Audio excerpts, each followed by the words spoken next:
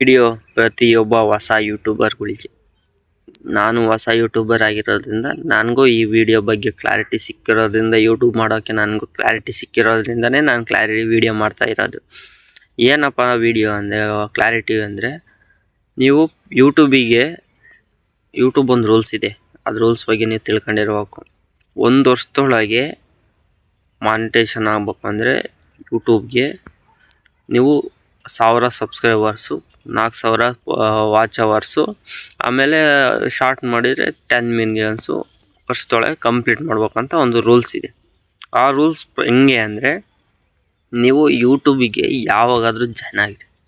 ನೀವು 3 ವರ್ಷದ ಹಿಂದೆ ಜಾಯ್ನ್ ಆಗಿ ನೀವು ಎಷ್ಟೇ ಯಾವ ಇಶ್ವಿಗಾನ ಜಾಯ್ನ್ ಆಗಿರಿ, ಅದು ಮ್ಯಾಟ್ರ್ ಆಗೋಲ್ಲ ಯೂಟ್ಯೂಬಿಗೆ.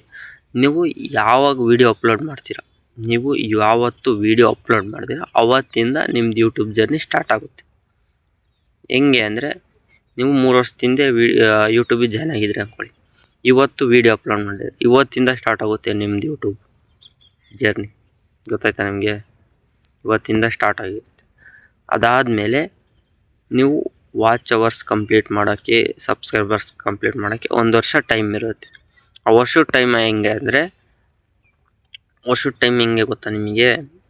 ನೀವು 3 ವರ್ಷಕ್ಕನ ಕಂಪ್ಲೀಟ್ ಮಾಡಲಿ ಆ ಚಾಲೆಂಜ್, 4 ವರ್ಷಕ್ಕನ ಕಂಪ್ಲೀಟ್ ಮಾಡಿರಿ, 10 ವರ್ಷಕ್ಕನ ಕಂಪ್ಲೀಟ್ ಮಾಡಿರಿ, ಅದು ಮ್ಯಾಟ್ರ್ ಆಗೋಲ್ಲ.